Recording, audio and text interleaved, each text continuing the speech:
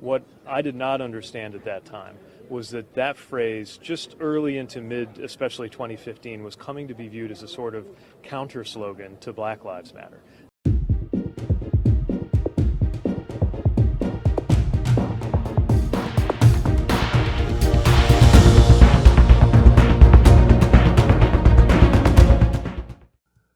Mayor Pete Buttigieg. We're going to talk about his polling, and we're going to talk about something that happened today. It was kind of weird. Buttigieg had lunch with cameras around him because he had a special date. Shouldn't he be inside? It's amazing. Well, it's a long road. It is. You got any things you wish you knew when you set out on the road? Well, the grind is nobody can prepare you for the grind. And I think that the thing that I think is more important than anything is being authentic. All right. You probably couldn't hear that. The mic was really far away from where these two guys were sitting. It's just a bunch of, blah, blah, blah, blah, blah, blah, blah, blah, blah, blah, blah, blah, blah, blah, blah. And it's also not good to film people while they're eating. Like, Pete's trying to look like he's real comfortable, eating the greens or whatever. And Sharpton sit up there with a piece of bread and some coffee because, he had his stomach stapled like a decade ago. That's inconsequential because what is significant is that Pete Buttigieg is sitting there with Al Sharpton. His communications director, Liz Smith, tweeted today a picture of him and Reverend Al Sharpton. So what do you make of this? Is this authentic or is this just, I need to go kiss the ring? What is this? I think it's authentic, and I think it's a combination of both. You know what I'm saying? Going to sit with, Reverend Al and Sylvia is a rite of passage for a lot of candidates. He's only the second candidate of this season so far to go sit with Reverend Al. So, yeah, they know each other or something? These are buddies? They probably don't even follow each other on Twitter. Why is Pete Buttigieg sitting there with Al Sharpton? I'll tell you why. Because Buttigieg isn't doing so good with the blacks. And hey, man, best way to make a pro-black statement is to sit with Al Sharpton. I mean, I guess Huggy Bear wasn't available. Who else he gonna get? Flavor Flav was tied up. And Samuel Jackson told him to go to hell. I mean, I'm just saying, he really didn't have a choice. He had to choose somebody black that's in politics, So anyway, and you might be wondering, like, okay, so he's not doing so well with blacks, right? No, he's really not. Like, I saw 3 polls. In one of the polls, Pete Buttigieg was polling at 0% with black voters.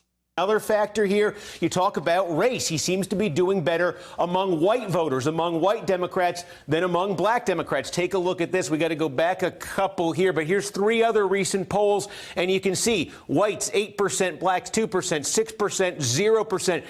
This is a mistake. I'm sorry. This should say Emerson National. Forget that says Monmouth, Iowa, but the numbers are correct. Nationally in the Emerson poll, he's 13% with white voters, 2% with black voters. That's people that met him. That's people that met him. Like, it wasn't like, these people don't know him. No, he'd been there. They were polling in places that he'd been campaigning, okay? They just weren't into him. So I saw 0% with blacks and 2% with blacks.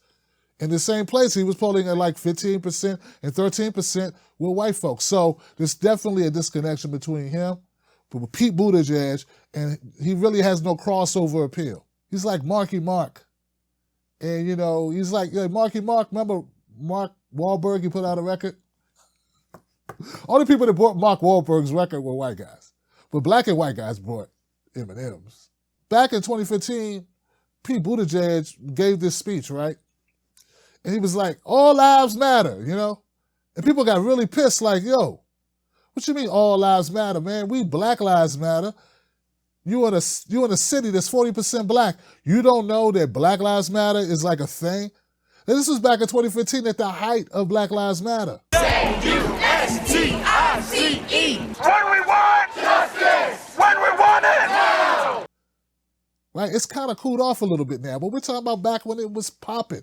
And I know there's a lot of people trying to make this seem like, oh, it was nothing. He had no idea what he was saying. And they're making up every excuse in the world for why he would say all lives matter instead of Black Lives Matter. And I know there's still people to this day who don't get it. Look, the house that's on fire is the house that needs the water. Okay? That's why Black Lives Matter, because it's on fire.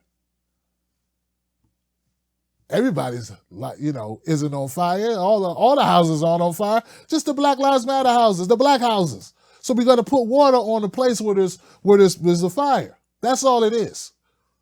My question for the candidates is, do Black Lives matter or do all lives matter? The question from Arthur in Des Moines there we is, go. do Black Lives matter or do all lives matter? Let's put that question to Senator Sanders. Black Lives Matter. And the reason those words matter is the African American community knows that on any given day, some innocent person like Sandra Bland can get into a car, and then 3 days later, she's going to end up dead in jail, or their kids are going to get shot. We need to combat institutional racism from top to bottom, and we need major reforms in a broken criminal justice system in which we have more people in jail than China. And I intend to tackle that issue to make sure that our people have education and jobs rather than jail cells. Pretty impressive, huh? Yeah, that was Bernie Sanders in 2015, talking about Black Lives Matter. See, they want to say that Pete Buttigieg didn't know, the difference, that all lives matter was basically a pejorative created to, kick dirt on Black Lives Matter. You say Black lives, we say all lives. It was like a way to discredit Black Lives Matter. That's really what it was. But they say, oh, Pete had no idea. Then why did Bernie Sanders know and Pete not know? Come on, man. Also, I find it very strange that Pete said this as he was on his run-up to his second term for mayor. He said all lives matter at a rally when he was running for mayor to get reelected. He said it in November. The election was coming up in November. Here goes Pete with his explanation.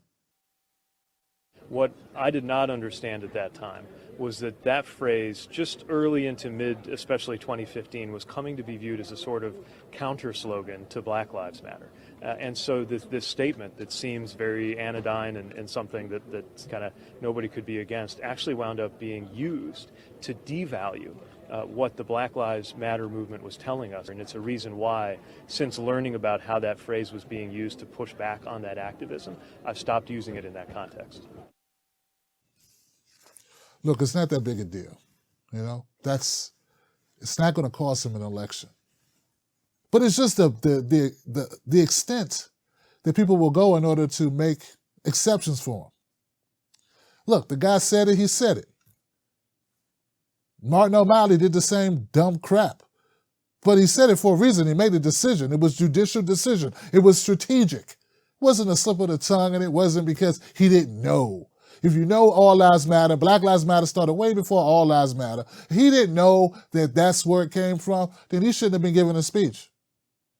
If you're that much disconnected. So either you and your team suck, like you don't keep up with what's going on in the world, or you're not telling the truth. And I think it's the latter. I think you're just not telling the truth. I think you like to use the, oh, shucks, I'm just a really good guy. Really good guy who just tried my best to treat everybody really well and swell. But I'm really lying, that's what I think's going on with Pete, all right? And that's what, I just don't trust it. I just don't. I would rather you just say, you know what, I made hey. I think you stop using it because it costs you politically, because once again, you live in a city that's 40% black. And maybe if you had more diverse staff, how are you not going to have any black people on your staff there, Pete? I mean, your city is 40% black. I've heard people criticize Bernie when he was mayor in Burlington. I don't know how many black people live in Burlington, Vermont, or live there. I know it's not 40%. All right? That I know, okay? So I don't know why such a disparity in a city where you have a lot of diversity. But for some reason, it didn't trickle down into your campaign. It didn't trickle down into your office. And that's a problem. And that's how problems like this happen. So anyway, I'm going to let that go, guys. That's how I feel about that. And you can make your own mind up. Let me know what you think in the comments section, you know? Hey, look, man, people say all lives matter. Fine, do your thing. But if you're running in the Democratic Party and you need a bunch of black people to vote for you if you have any shot, maybe that's a bad idea. Maybe it helped you in Indiana, in South Bend, but it ain't going to help you on the national stage. And that's the type of thing you need to be thinking about.